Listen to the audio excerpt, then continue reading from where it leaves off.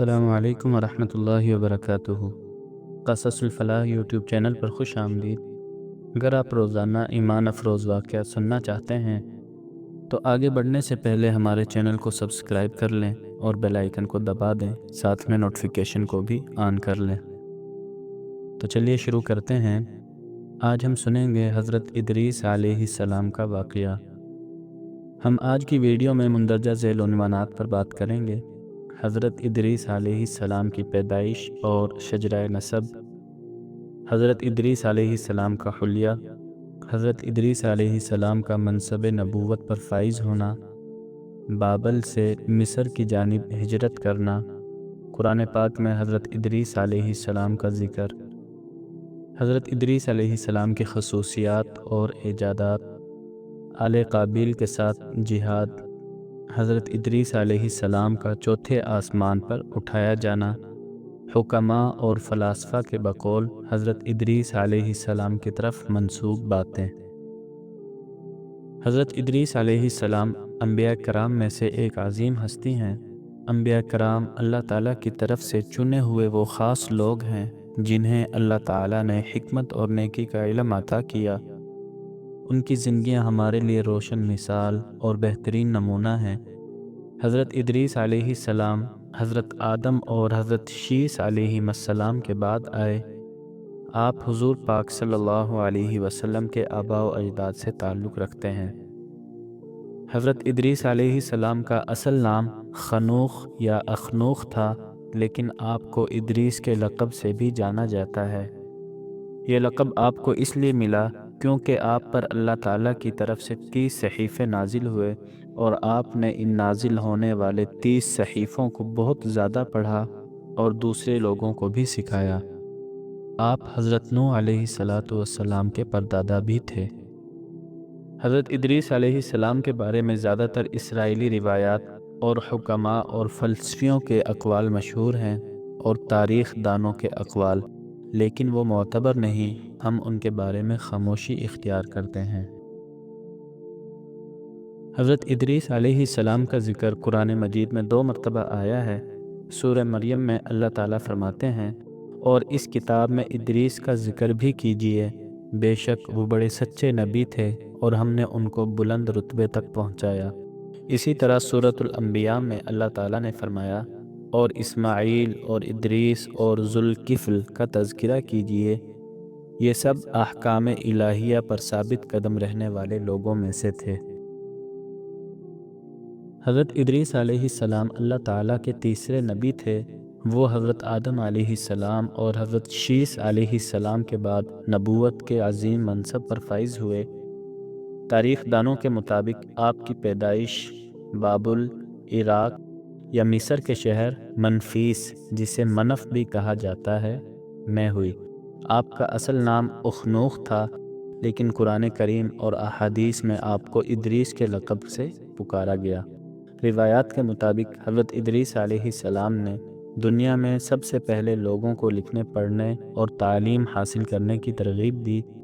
آپ نے اپنی زندگی کا زیادہ تر وقت لوگوں کو علم سکھانے اور اللہ تعالیٰ کا پیغام پہنچانے میں گزارا۔ اسی وجہ سے لوگ آپ کو ادریس یعنی بہت زیادہ درس دینے والا کہنے لگے۔ حضرت ادریس علیہ السلام کا تعلق حضرت شیس علیہ السلام کی 5ویں پشت سے تھا۔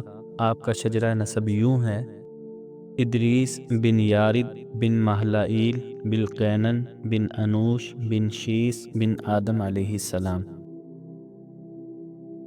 بعض اسرائیلی روایات کے مطابق حضرت ادریس علیہ السلام کا حلیہ یہ تھا: آپ کا رنگ گندمی تھا، آپ کا قد لمبا اور جسمانی ساخت مضبوط تھی، آپ کے سر پر گھنے بال تھے، آپ کا چہرہ خوبصورت اور خوشنما تھا، آپ کی داڑھی گھنی تھی، آپ کے چہرے کے خطوط میں دلکشی تھی، آپ کے بازو مضبوط اور کندھے چوڑے تھے، آنکھیں سرخ اور چمکدار تھی، گفتگو کرتے وقت وقار اور سنجیدگی کا اظہار کرتے تھے، خاموشی پسند، بڑے مضبوط اور سنجیدہ مزاج تھے، چلتے وقت نیچے دیکھتے تھے، غور و فکر کرنے کے عادی تھے، غصہ کے وقت زیادہ باوقار ہو جاتے تھے، بات کرتے وقت شہادت کی انگلی سے بار بار اشارہ کرتے تھے۔ جب حضرت شیس علیہ السلام کا انتقال ہوا تو ان کے پیروکاروں کی تعداد بہت کم رہ گئی۔ دوسری طرف قابیل کی اولاد نے کفر و شرک، بدکاری، بے حیائی، زناکاری اور شراب نوشی کو عام کر دیا تھا۔ پاکیزہ رشتوں کی پہچان ختم ہو چکی تھی اور لوگ بتوں اور آگ کی پرستش کرنے لگے تھے۔ شیطان اور اس کے پیروکاروں کا راج تھا۔ حضرت آدم علیہ السلام اور حضرت شیس علیہ السلام کے قائم کردہ احکامات الہی کو پامال کیا جا رہا تھا۔ یہ وہ وقت تھا جب اللہ تعالیٰ نے اس بگڑی ہوئی قوم میں ایک نبی مبعوث کرنے کا فیصلہ کیا اور اس عظیم منصب کے لیے حضرت شیس علیہ السلام کی نسل میں سے حضرت ادریس علیہ السلام کو چنا گیا۔ حضرت ادریس علیہ السلام میں وہ تمام خوبیاں موجود تھیں جو ایک نبی میں ہونی چاہیے۔ آپ حضرت آدم علیہ السلام کے دین کے پیروکار، نہایت عبادت گزار، متقی، پرہیزگار اور انتہائی سچے انسان تھے۔ جب حضرت ادریس علیہ السلام کو نبوت کا منصب ملا تو آپ نے اپنی قوم کے بھٹکے ہوئے لوگوں کو وعظ اور نصیحت کرنا شروع کیا، لیکن راہ حق کی یہ باتیں اکثر لوگوں کو ناگوار گزرتی تھی اور وہ آپ کے دشمن بن گئے۔ وہ آپ اور آپ کے پیروکاروں کو طرح طرح کی اذیتیں دینے لگے۔ آخرکار حضرت ادریس علیہ السلام نے ان کی ایذا رسانیوں اور تکالیف سے تنگ آ کر بابل سے ہجرت کا فیصلہ کیا اور اپنے پیروکاروں کو اس کے بارے میں بتایا۔ بابل دریائے فرات اور دریائے دجلہ کے کنارے ایک سرسبز اور شاداب علاقہ تھا، اس لیے وہاں سے ہجرت کرنا لوگوں کے لیے ایک مشکل فیصلہ تھا۔ ابتدا میں انہوں نے تحفظات کا اظہار کیا، ایسی سرسبز و شاداب زمین ہمیں پھر کہاں ملے گی؟ لیکن حضرت ادریس علیہ السلام کے سمجھانے پر وہ آپ کے ساتھ ہجرت پر تیار ہو گئے۔ حضرت ادریس علیہ السلام اور ان کے پیروکاروں نے بابل سے مصر کا رخ کیا اور دریائے نیل کے کنارے آباد ہو گئے، جو بابل سے بھی زیادہ سرسبز اور شاداب علاقہ تھا، اور ان کو اللہ تعالیٰ نے ہجرت کا پھل دنیا میں بھی عطا کر دیا تھا۔ یہاں آپ نے لوگوں میں درس و تبلیغ کا کام جاری رکھا۔ حضرت ادریس علیہ السلام اس وقت کی تمام زبانوں سے واقف تھے اور لوگوں کو انہی کی زبان میں وعظ و نصیحت فرماتے تھے۔ معروف تفسیر معارف القرآن کے مطابق حضرت ادریس علیہ السلام حضرت نوح علیہ السلام سے 1000 سال پہلے پیدا ہوئے۔ اللہ تعالیٰ نے آپ کو نبوت کے مرتبے پر سرفراز فرمایا اور آپ پر 30 صحیفے نازل فرمائے۔ حضرت ادریس علیہ السلام وہ پہلے انسان ہیں جنہیں علم نجوم اور حساب کا علم معجزے کے طور پر عطا کیا گیا۔ آپ نے سب سے پہلے قلم سے لکھنا اور کپڑا سینا ایجاد کیا۔ آپ سے پہلے لوگ جانوروں کی کھال کو لباس کے طور پر استعمال کرتے تھے۔ آپ نے ناپ تول کے طریقے بھی متعارف کروائے اور اسلحہ بھی آپ کی ایجاد ہے۔ آپ نے اسلحہ تیار کر کے بنو قابیل سے جہاد کیا۔ علامہ ابن اسحاق کا کہنا ہے کہ دنیا کا سب سے پہلا شخص جس نے قلم سے لکھا وہ حضرت ادریس علیہ السلام ہے۔ ایک حدیث میں آیا ہے کہ نبی اکرم صلی اللہ علیہ وسلم نے فرمایا، ایک پیغمبر تھے جنہوں نے لکھا، لہذا جس شخص کا خط ان کے خط کے موافق ہو جائے تو اچھا ہے۔ علماء تفسیر کے مطابق حضرت ادریس علیہ السلام وہ پہلے شخص تھے جنہوں نے تبلیغ دین کے لیے وعظ و خطاب کا سلسلہ شروع کیا۔ سیدنا ابن عباس رضی اللہ تعالیٰ عنہ سے مروی ہے کہ آپ علیہ السلام درزی تھے، سوئی کے ایک ایک ٹانکے پر سبحان اللہ کہتے، شام کو ان سے زیادہ نیک عمل آسمان پر کسی کے نہ چڑھتے تھے۔ ایک دوسری حدیث میں ہے کہ نبی اکرم صلی اللہ علیہ وسلم سے کسی نے رمل کے خطوط کے متعلق سوال کیا تو آپ نے فرمایا کہ یہ علم ایک نبی کو دیا گیا تھا، بس اگر کسی شخص کے نقوش اس کے مطابق آ جاتے ہیں تو نشانہ صحیح بیٹھ جاتا ہے ورنہ نہیں۔ حضرت ادریس علیہ السلام کی زندگی میں دو چیزیں بہت زیادہ نمایاں تھیں، وعظ و تبلیغ اور آل قابیل کے ساتھ جہاد۔ آپ نے پہلے وعظ و نصیحت کے ذریعے آل قابیل کو راہ راست پر لانے کی کوشش کی، لیکن وہ لوگ شیطان کے بہکاوے میں آ چکے تھے۔ جب آپ انہیں اللہ کی وحدانیت کی بات کرتے، برائیوں کو چھوڑنے کی تلقین کرتے تو وہ آپ کو تکلیف دیتے، آپ کا مذاق اڑاتے اور پتھر مارتے۔ شیطان نے ان لوگوں کو اپنے قبضے میں لے لیا تھا اور وہ کفر و شرک میں گہرے ڈوب چکے تھے۔ دنیا دو گروہوں میں بٹ چکی تھی، ایک شیطان کے پیروکار اور دوسرے اللہ کے ماننے والے۔ حضرت ادریس علیہ السلام اس صورتحال سے بہت پریشان تھے۔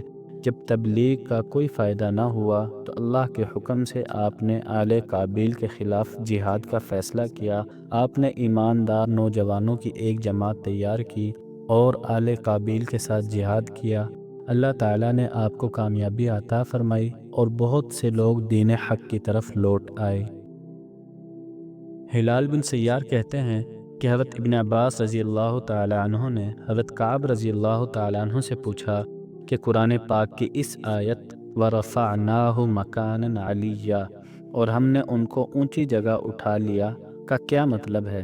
تو حضرت کعب رضی اللہ تعالیٰ عنہ نے فرمایا، اللہ عز و جل نے حضرت ادریس علیہ السلام کی طرف وحی بھیجی کہ میں تمہیں ہر روز تمام بنی آدم کے اعمال کے برابر درجات دیتا ہوں۔ اس سے مراد اس زمانے کے تمام بنی آدم ہیں۔ تو حضرت ادریس علیہ السلام نے سوچا کہ پھر تو اعمال میں اور اضافہ ہونا چاہیے، لہذا جب ان کے پاس فرشتے آئے تو انہوں نے کہا کہ میں چاہتا ہوں کہ ملک الموت سے بات کروں اور پوچھوں کہ کب تک میری زندگی باقی ہے۔ فرشتے نے حضرت ادریس علیہ السلام کو اپنے پروں پر اٹھایا اور انہیں لے کر آسمان کی طرف بلند ہو گیا۔ جب وہ چوتھے آسمان پر پہنچے تو ان کی ملک الموت سے ملاقات ہو گئی جو نیچے زمین کی طرف اتر رہے تھے۔ حضرت ادریس علیہ السلام کے دوست فرشتے نے ملک الموت سے حضرت ادریس علیہ السلام کے بارے میں ذکر کیا تو اسرائیل نے پوچھا کہ حضرت ادریس کہاں ہیں؟ فرشتے نے جواب دیا کہ وہ میری پشت پر ہیں۔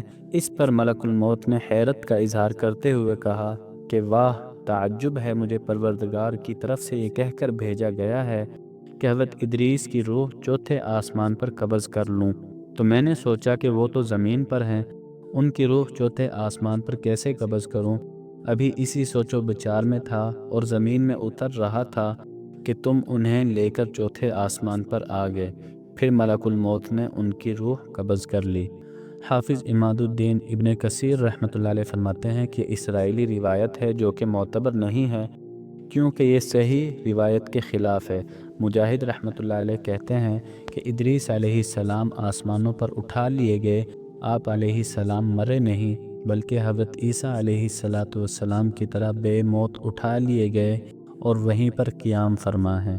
ایک اور اسرائیلی روایت میں یہ بات ہے کہ حضرت ادریس علیہ السلام کثرت سے اللہ تعالیٰ کی حمد و ثنا اور عبادت میں مصروف رہتے تھے اور فرشتوں میں نہایت محبت اور عقیدت اور احترام کی نظروں سے دیکھے جاتے تھے۔ فرشتے ان کے پاس آتے اور ان کی صحبت میں بیٹھا کرتے تھے۔ چنانچہ ایک مرتبہ حضرت اسرائیل علیہ السلام بھی اللہ تعالیٰ سے اجازت لے کر آئے اور انسانی شکل میں بہت دیر تک ان کی صحبت میں حاضر رہے۔ حضرت ادریس علیہ السلام کو جب معلوم ہوا کہ یہ کوئی انسان نہیں بلکہ حضرت اسرائیل علیہ السلام ہیں اور روح قبض کرنے کی خدمت پر مامور ہیں تو آپ نے ان سے فرمایا کہ میرا دل چاہتا ہے کہ تم مجھے موت کا ذائقہ چکھاؤ۔ اس پر حضرت اسرائیل علیہ السلام نے اللہ تعالیٰ کی اجازت سے ان کی روح نکال لی اور پھر واپس کر دی۔ اس کے بعد حضرت ادریس علیہ السلام نے ان سے فرمایا میرا دل چاہتا ہے کہ میں جنت اور دوزخ کو دیکھوں۔ چنانچہ حضرت اسرائیل نے اللہ تعالیٰ سے اجازت لے کر انہیں دوزخ دکھائی۔ وہ دوزخ دیکھ کر جنت میں آئے اور بہت دیر تک وہاں کے مناظر دیکھتے رہے۔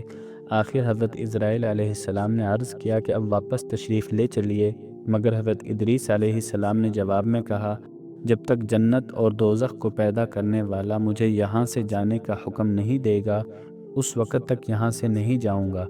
چنانچہ اللہ تعالیٰ نے ایک فرشتے کو مقرر فرمایا کہ وہ ان کے درمیان فیصلہ کر دے۔ حضرت اسرائیل علیہ السلام نے اس فرشتے کو پوری صورتحال بتائی۔ پھر حضرت ادریس علیہ السلام نے فرمایا میں قانون خداوندی کے مطابق موت کا ذائقہ چکھ چکا ہوں اور اب جنت میں آ گیا ہوں، چونکہ اللہ تعالیٰ فرماتے ہیں جو جنت میں داخل ہو گیا تو ان کو جنت سے پھر کبھی نہ نکالا جائے گا، لہذا میں یہاں سے نہیں جانا چاہتا۔ حضرت کعب احبار کی روایت ہے کہ فرشتے نے اللہ تعالیٰ کے حکم سے فیصلہ کیا کہ اچھا آپ چھٹے آسمان پر رہیے اور فرشتوں کے ساتھ عبادت کیجیے۔ چنانچہ حضرت ادریس علیہ السلام چھٹے آسمان پر فرشتوں کے ساتھ عبادت میں مشغول رہتے ہیں۔ چھٹے آسمان والی بات صحیح روایات کے خلاف ہے، اس لیے یہ بات معتبر نہیں۔ اس سلسلے میں متفق علیہ اور آپ صلی اللہ علیہ وسلم کی صحیح حدیث یہ ہے کہ حضرت ادریس علیہ السلام چوتھے آسمان پر ہیں۔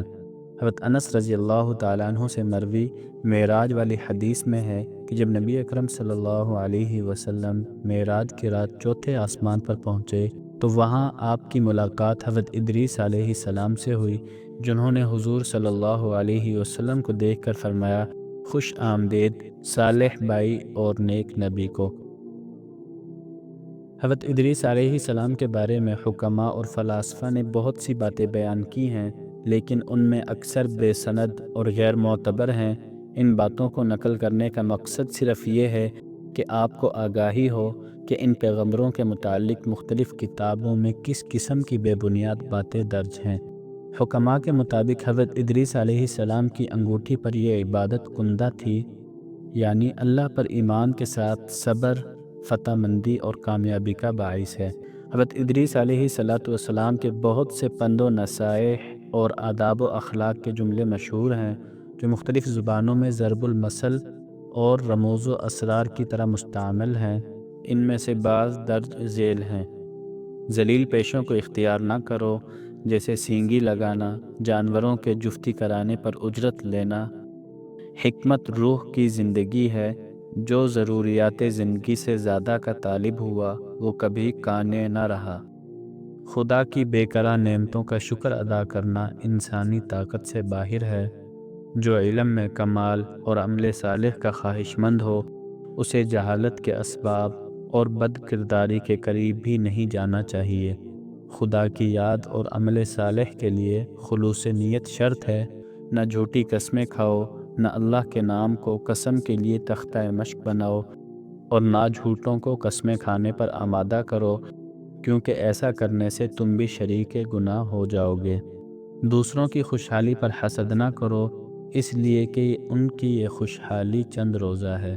ان تمام باتوں میں سے صرف وہی اقوال قابل اعتبار ہیں جو قرآن عزیز یا احادیث صحیحہ سے نقل کیے گئے ہیں۔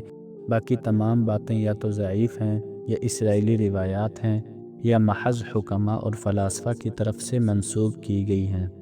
حضرت ادریس علیہ السلام کی تعلیمات کا خلاصہ یہ ہے کہ انسان کو اللہ پر ایمان رکھنا چاہیے، صبر کرنا چاہیے، علم اور عمل صالح کو اپنانا چاہیے، اور دنیا کی فریب کاریوں سے بچنا چاہیے۔ یہی وہ تعلیمات ہیں جو قرآن و حدیث میں بیان کی گئی ہیں، اور جو حقیقی طور پر حضرت ادریس علیہ السلام کی شان کے مطابق ہیں۔ اللہ تعالی ہمیں ان کی سیرت سے سبق لینے اور ان کی تعلیمات پر عمل کرنے کی توفیق عطا فرمائے۔ دوستو، یہ تھا آج کا ایمان افروز واقعہ۔ امید ہے کہ آپ کو اس واقعے سے بہت اہم سبق حاصل ہوئے ہوں گے۔ اگر آپ چاہتے ہیں کہ مزید ایسے ہی سبق آموز واقعات آپ تک مسلسل پہنچتے رہیں تو ہمارے چینل قصص الفلاح کو ابھی سبسکرائب کریں اور بیل آئیکن کو دبا دیں، ساتھ میں نوٹیفیکیشن کو بھی آن کر لیں۔ چلیے ملتے ہیں اگلی ویڈیو میں، تب تک کے لیے اللہ حافظ۔